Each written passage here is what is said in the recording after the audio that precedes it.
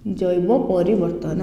देख आम जो खाद्य खाऊे तो से किसी विषाक्त पदार्थ रोचे तो से जो केतेक विषाक्त पदार्थ आम जीव शरीर को जिते जाए ताहा आम शरीर ताकू हजम करें ना आम शरीर सहजरे क्षय हुए ना। तेणु से विषाक्त पदार्थ आम जो आमर वर्ज्यवस्तु बाहर करने आमर क्यों प्रक्रिया अच्छी रेचन तंत्र अच्छी रेचन क्रिया होम शरीर जीव शरीर में तो किसी विषाक्त पदार्थ अच्छी जहाँकि रेचन क्रिया मध्यम बाहर को जापे ना। तो सेटा कौन हुए कहा भितर जमा हो जाए कोष भितर से जमा हो रही जाए। देख जिते बड़े विषाक्त पदार्थटा रेचन द्वारा बाहर को जापरनी तो कोष भितर जमा हम तो जो खाद्य श्रृंखला और खाद्य जाली द्वारा यह विभिन्न स्तर दे उत्पादक भक्षक प्राथमिक भक्षक द्वितीयक भक्षक एमती जिते शीर्ष भक्षक निकट में पहुँचब तो ये विषाक्त पदार्थटा बहुगुणित हो जाए। मन रख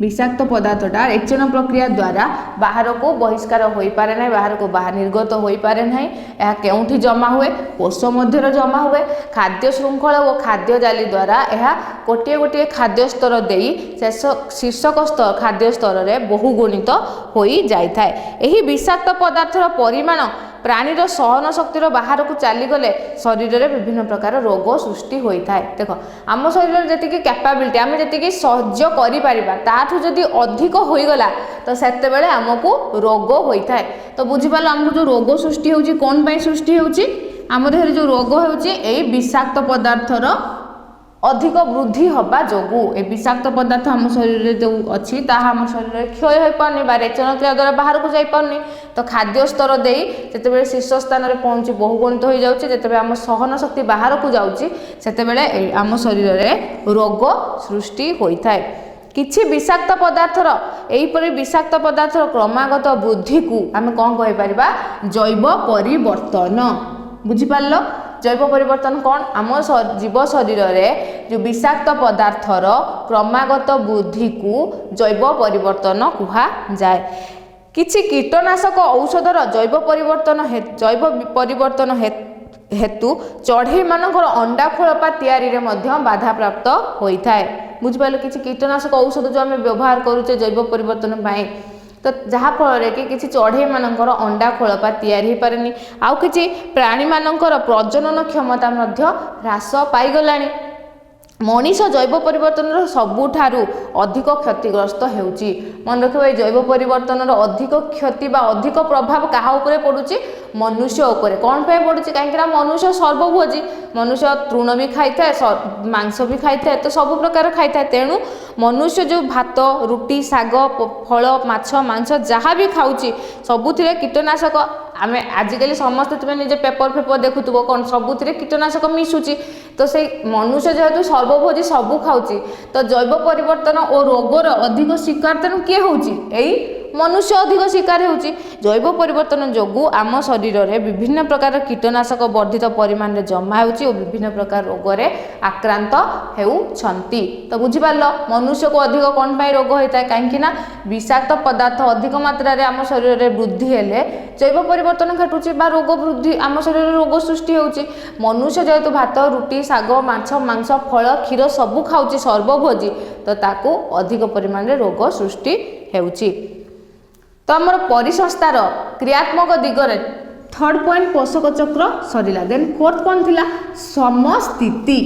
देख देख जेमिति आमे देखुचे दिन राति होउची ऋतु परिवर्तन होउची केबे ग्रीष्म ऋतु खरा दिन होउची केबे वर्षा होउची वर्षा ऋतु होउची केबे शीत दिन शीत ऋतु होउची तो एई सब जो होउची परिवेश रे जो बास करथवा समय तार किछि स्थिर न थाए तो कौन पाई परिवर्तन होची किछि कारक पाई परिवर्तन होची।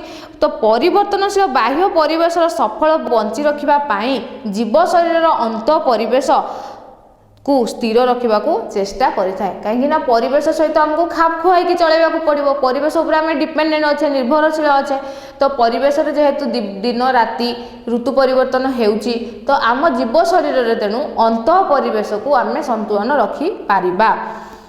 तो जेमिति कि देख स्तन्यप्रायी प्राणी मानकर जदि तापमात्रा स्थिर रहे तेबे बाहर तापमात्रार परिवर्तन घटे। अधिक गरम हेले आम देहरु कौन हुए झाड़ बाहर किंबा झाड़ बाहरिया फल आमको ठंडा लगे। तापर सेमती जदि अधिक ठंडा है तो आम शरीर कौन हुए रोम जो लोम अच्छी से टांकुरी उठे बा आमको ठंडा लगी था। तो निज शरीर मध्य जो नियंत्रण प्रक्रिया द्वारा देहर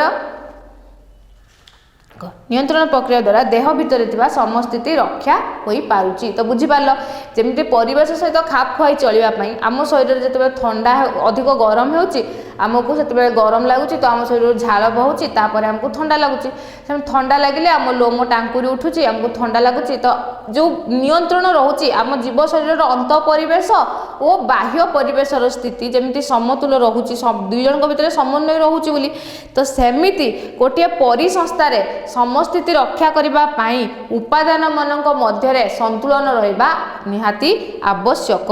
तो संतुलन रखी कार्य करती जमी उत्पादक भक्षक अपघटक एमानक मध्य यदि संतुलन न रहिबो समतुलन न रहिबो तो आमर परिसंस्थार कौन हम व्याघात सृष्टि हम। जदि कौन सी कारण भी किसी दुर्बल हो कि व्याघात घटब तो संपूर्ण परिसंस्थार भारसाम्य नष्ट होमि। गोटे मुझे एग्जांपल कहूँ तृणभूमि परिसंस्था देख कि घास पड़िया परिसंस्था देख।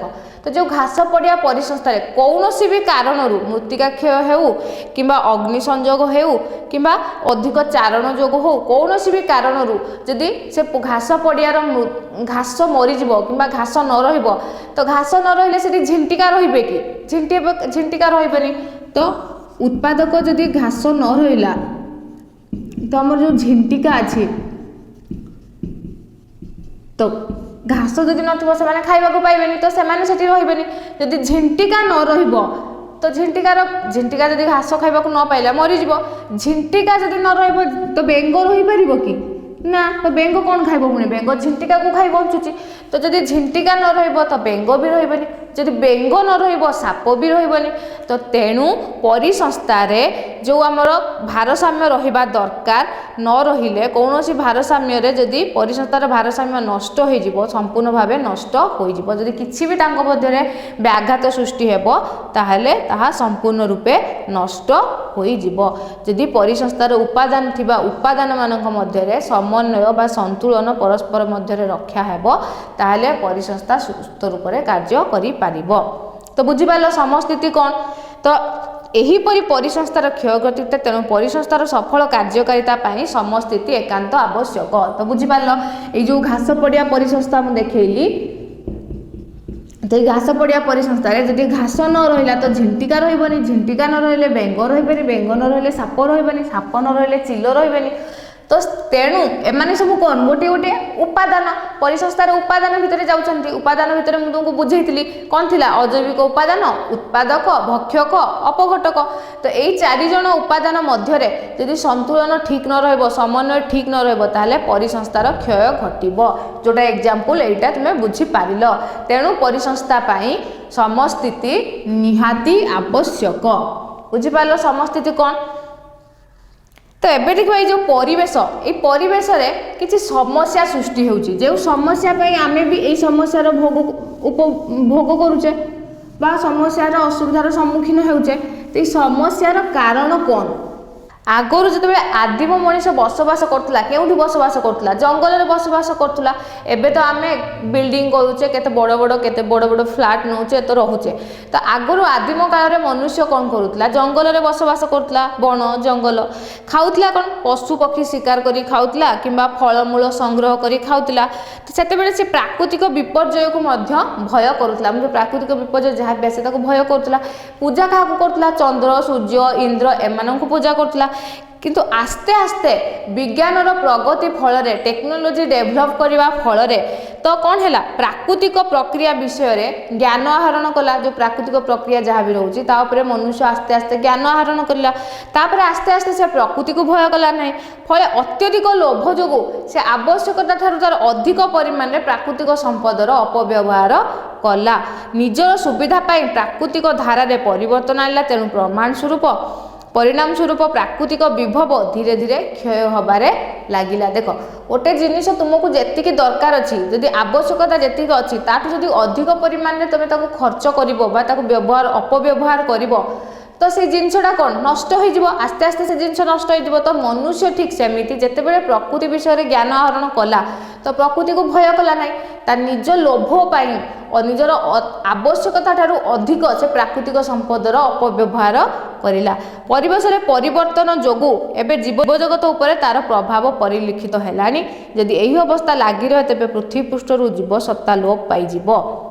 देख सी कौच कि जो परिवेश जो परिवर्तन घटिला आम प्राकृतिक संपदर अपव्यवहार फल तो जीव जगतर ये प्रभाव एवं आम लक्ष्य कर जमीक परिवेश समस्या सृष्टि होगी कहबी नेक्स्ट। तो यही समस्या बा यही अवस्था जदि लगी रहा ताहले दिने ना दिने पृथ्वी ध्वंस पाइज पृथ्वी पृष्ठरु जीव सत्ता लोप पाइज। तो ये देखा आम केते परिवेशर समस्या कौन कौन। फास्ट होची खनि खनन रास्ता तैयारी कल कारखाना प्रतिष्ठा नदीबंध योजना इत्यादि द्वारा पृथ्वी रे जंगल संपद ह्रास पाइबा सहित जैव विविधता उपरे यार प्रभाव पड़ुची।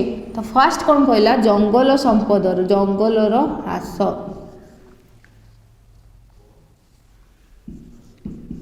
जंगल संपद ह्रास होउची। तो फर्स्ट परिवेश समस्या कौन होउची जंगल संपद ह्रास होउची। जंगल संपद ह्रास होउची कौन पाई कहीं ना खनि खनन करूचंती रास्ता घाट तैयारी करूचंती ता सहित कल कारखाना तैयारी करूचंती नदीबंध योजना मध्य करूचंती ए सब करबा फल रे आमर जंगल संपद आस्ते आस्ते ह्रास पाई जाउची जेउटा कि आमर काहा उपरे प्रभाव पड़ुची जैव विविधता उपरे प्रभाव पड़ुची। मन रखिबो जंगल संपद ह्रास होबा फल रे जैव विविधता उपरे यार प्रभाव पड़ुची। सेकेंड रे कौन होची जंगल मृत्तिका क्षय द्वारा पतित जमी सृष्टि होगा सहित मरु प्रसार मध्य घटुची। देख जितेबाला मृत्तिका क्षय होची आमे जो गछ आजिकल कौन गछ आउ लगौना तो माटी जो रोचे वर्षा हवा फल धोई जाऊँचे मृत्तिका क्षय हो जाऊँची।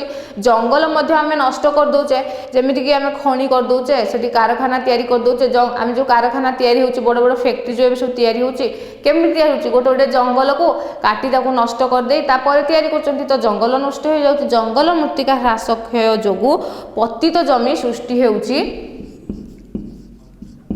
पतित जमी सृष्टि होउची पतित जमी सृष्टि होउची ओ मरु प्रसार मध्य घटुची। देन थर्ड रे कौन आसुची देख तुम समस्त घर में फ्रिज व्यवहार करूथबो तो शीतली से फ्रिज रो ओडियाटा एक्चुअली कौन शीतलीकरण जंत्र।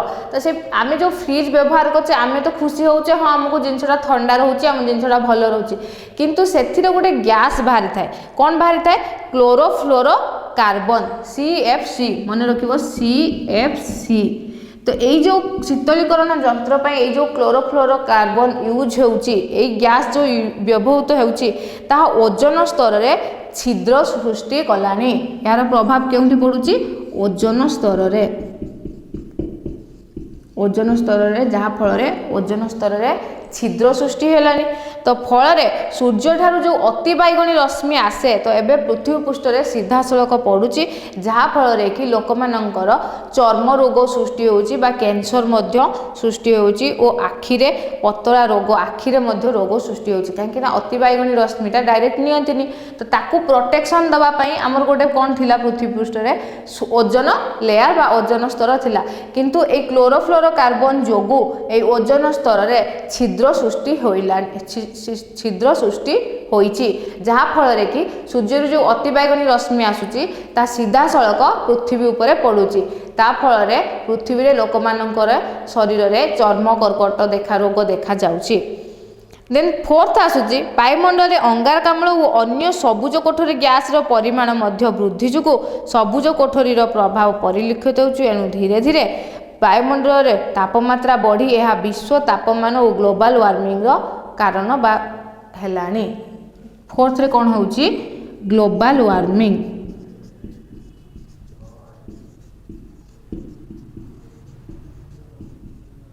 ग्लोबल वार्मिंग देखो এইটা গোটে পয়েন্ট মনে রাখলে শীতলীকরণ যন্ত্রে যে ব্যবহৃত হচ্ছে ক্লোরোফ্লোরোকার্বন বা CFC সেটা ওজোন স্তরের छिद्र सृष्टि करने फल अतिबाहिनी रश्मि आसी आमको चर्म कर्कट होउची। देन जो ग्लोबल वार्मिंग तुम्हें एबे लक्ष्य करुथिबो अधिक आगुर जेते मात्रा रे गरम दिन रे गरम होउतला तो एबे अधिक गरम होउची। शीत दिन रे भी देखियो तुमको गरम लागुथिबो तो एबे ए ग्लोबल वार्मिंग फल जो हमर ग्रीन हाउस अछि ग्रीन हाउस कोठरी जानचो जो सबुज कोठरी अछि ग्रीन हाउस अछि ग्रीन गैस जोटा अछि ता भितर तार प्रभाव मध्य परिलिखित हेलानी अंगारकाम्ल रो अन्य गैस रो ताप अधिक मात्रा बढ़ी जिबा हेतु सबुज कोठरी रो प्रभाव देखा जाउची जहा फल कि ग्लोबल वार्मिंग सृष्टि होउची और विश्व जलवायु रे मध्य अवांछित परिवर्तन सृष्टि हेउची बुझी पारलो। देन फिफ्थ रे कोन आसुची जो कलकारखाना और मोटर यान आम व्यवहार करूचे तो से जो निर्गत सल्फर डाइऑक्साइड और नाइट्रोजन ऑक्साइड तो जोटा कि वायुमंडल को जाई जलीय बाष्प सहित मिसी सल्फ्यूरिक एसिड और नाइट्रिक अम्ल रे परिणत होउची फल अम्ल वर्षा हेउची बुझी पारलो। फिफ्थ पॉइंट रे कौन होउची परिवेश समस्या अम्ल वर्षा हेउची। अम्ल वर्षा कौन पाई हेउची हमर कारखाना और मोटर यान रु जो निर्गत हेउची सल्फर डाइऑक्साइड और नाइट्रोजन ऑक्साइड ताहा जलीय बाष्प सहित मिसी कौन रे सृष्टि होउची सल्फ्यूरिक एसिड बा सल्फ्यूरिक अम्ल और नाइट्रिक अम्ल परिणत होउची जहा फल रे कि पृथ्वी पृष्ठ रे अम्ल वर्षा हेउची। देन सिक्स्थ रे आसुची देखो सहरांचल सृष्टि होता गदा गदा कठिन वर्ज्यर परिचालना म्युनिसिपालिटी कर्तृपक्ष समस्या सृष्टि कलानी कारण सबु प्रकार वर्ज्यवस्तु को क्षय कर क्षमता परिवेश रे नाही। तो जो सहर अंचल तो जो वर्ज्यवस्तु आसूची से गदा गदा गोटे गोटे जगह ठूल कर दौरान आम जो म्युनिसिपालिटी अच्छे जो मैंने आसिकी से अलिया को लेकिन नष्ट करुँच किंतु परिवेशर भी सेतिकी क्षमता थिबा दरकार सबु प्रकार अलिया आवर्जना को नष्ट करने परिवेश भी सेतिकी शक्ति नाही जे सबु प्रकार आवर्जना को से नष्ट करि पारिबो जहा फल कि जेमिति कि देख पनीपरिबा फलमूल पत्र कागज काठ इत्यादि जैव पदार्थ बा बायोग्रेडेबल तो तेणु यही सब परिवेश में अपघटित होगी माटी मिसी जाऊँगी किंतु सेही जगार जदि वर्ज्यवस्तुर सुपरिचालना न हो बहु परिमाण में परिवेश जमा हो रही जाऊँगी देख पनीपरिबा फलमूल काठ ए सब कौन माटी मिसी जाऊँगी किंतु जदि आम प्लास्टिक जरी पॉलीथिन ए सब मिसुनी जहाँफल से माटी जमी जमी जमी जमी कौन हो माटी मिसुनी फल परिवेश जमा हो रही तो वर्षा दिन वर्षा होगा फल वर्षा दिन में यहाँ पची वायुमंडल भूपृष्ठ जल प्रदूषण सहित अनेक प्रकार बड़ बड़ सहर मानकरू जो प्लास्टिक निर्मित पदार्थ और रासायनिक पदार्थ रोचे तो नॉन बायोग्रेडेबल होइथिबारु या माटी न मिसुथिबारु अपघटक मानक द्वारा अपघटन होई पारु नाही फल एडा जमा होई रहउची तो किछि एमानक भितर किछि खाद्य श्रृंखल माध्यम रे जीव शरीर रे प्रवेश करी जैव परिवर्तन करिथांती या परे मनुष्य और गृहपालित पशु मध्य रे रोग सृष्टि होइथाय। देखो जो सहरा अंचल रे पनीपरिबा फलमूल चोपा बा सब पकाउचंती माटी काठ जहाँ भी पकाउचंती तो माटी रे सेटा किछि मात्रा रे मिसी जाउची फल रे किछि मिस जाउची आउ किछि वर्षा दिन पर्यंत जमा ही रहिले तो वर्षा जतबे हबो से जगह रे जमा ही रहिले सेठी कोन हबो पोको फुको सब हेबे तो जहाँ फल रे कि आम परिवेश बा भूपृष्ठ जल मध्य प्रदूषण हेबो आउ जो किछि प्लास्टिक तो जो रासायनिक पदार्थ पारद एसबू पकाउचंती तो सेटा माटी रे मिसुनी नॉन बायोग्रेडेबल तो सेटा तो सेगुड़ा जमा हेबा फल कौन होउची माटी रे अपघटक मानक द्वारा मध्य ताहा अपघटन होउनी ताहा जमी जमी कौन होउची खाद्य श्रृंखल माध्यम रे किछि आम मनुष्य शरीर को जीव शरीर को जाइए क्या माध्यम रे जाइए जो मुझे टिके आगु जो पढ़ेली जैव परिवर्तन खाद्य श्रृंखल द्वारा जैव परिवर्तन माध्यम रे जाई जैव परिवर्तन रे कौन मु बुझेली विषाक्त पदार्थ अधिक बढ़ी कोष जो अधिक जमा हो जाए तो आमको कौन हुए रोग सृष्टि हुए तो ये प्लास्टिक बा सब अधिक मात्रा रे जमी खाद्य श्रृंखल द्वारा जैव परिवर्तन कराती जहाँ फल कि मनुष्य और जीव जगत समस्त को और गृहपालित पशु मानक रोग बहु रोग रे आक्रांत होउचंती और रोग रे शिकार होउचंती।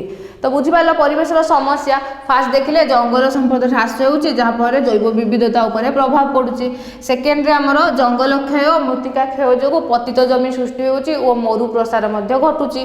देन थर्ड रे कौन देखिले आम जो शीतलीकरण यंत्र क्लोरोफ्लोरोकार्बन जो व्यवहार होची ता फल ओजन स्तर रे छिद्र सृष्टि होची जहाँ फल सूर्यों ठारू अतिबाइगणी रश्मि पृथ्वी पृष्ठ रे सीधा सड़क भाव में पड़ुची।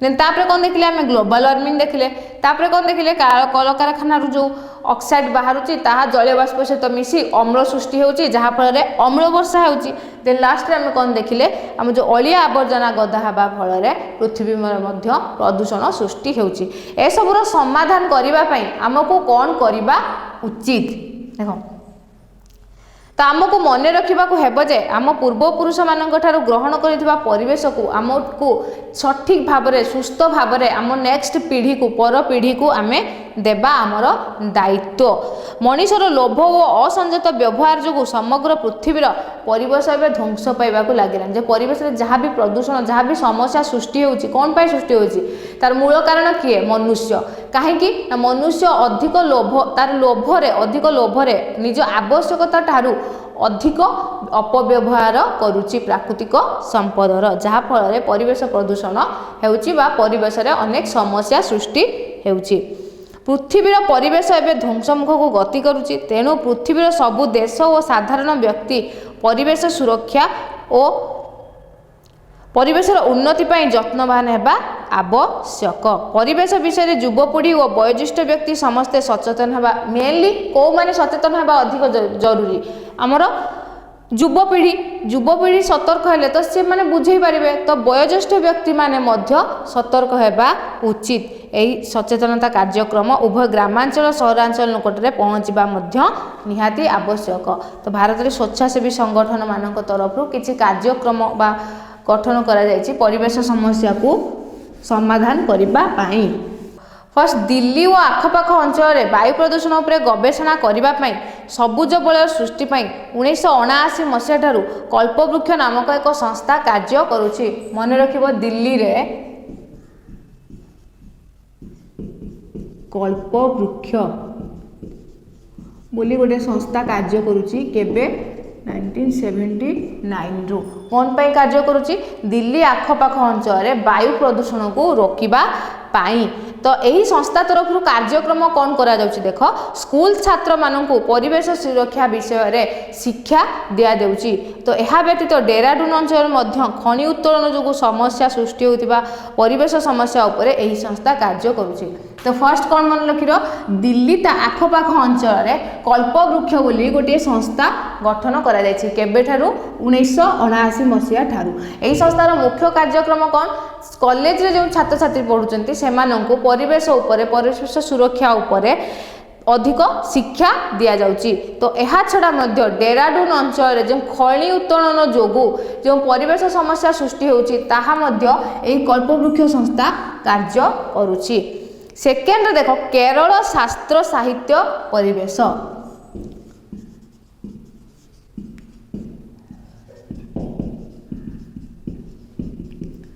शास्त्र साहित्य परिवेश देखो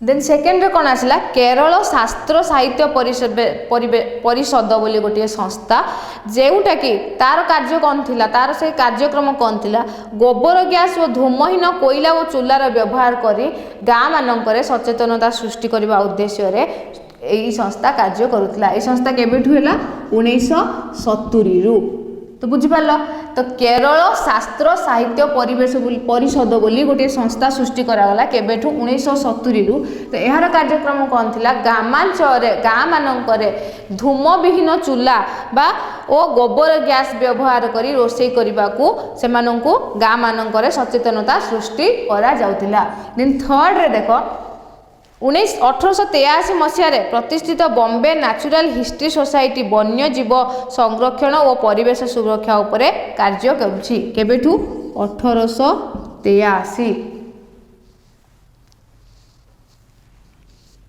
बॉम्बे नेचुरल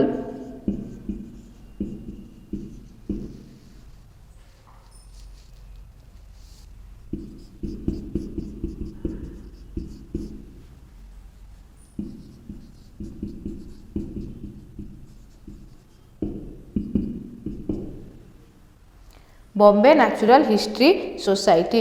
यार कार्यक्रम कौन रहा? यार कार्यक्रम मेनली वन्यजीव संरक्षण और परिवेश सुरक्षा उपरे कार्य करुच्ची। विभिन्न जनसचेतनता कार्यक्रम माध्यम सूचना देवा उचित कि पृथ्वी केवल मनुष्य पाई नुहे, यह लक्ष लक्ष जीव बसवास करुचंती।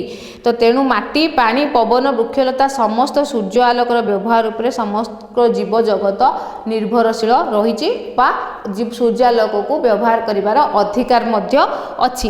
तेणु प्राकृतिक संबल केवल वर्तमान पीढ़ी उद्दिष्ट नुहे, तो यह पर पीढ़ी मध्य उद्दिष्ट। तेणु आमर कर्तव्य जे प्राकृतिक संबल को आम आम भविष्य ठीक भाव में रखा उचित। तो मन रखिल परिवेश समस्या जो सृष्टि होती तार समाधान पाई आम भारत में किसी कार्यक्रम व्यवस्था रही संस्था गठन करा भर मेन 3टी संस्था मन रख कौन कौन? फास्ट है दिल्ली ता आखपाख अंचल कल्पवृक्ष संस्था सृष्टि करा तार मेन कार्यक्रम है कॉलेज छात्र छात्री मानक परिवेश सुरक्षा उपरे गुरुत्व दि जाए। देन सेकेंड आसला केरल शास्त्र साहित्य परिवेश जोटा कि 1970 होती।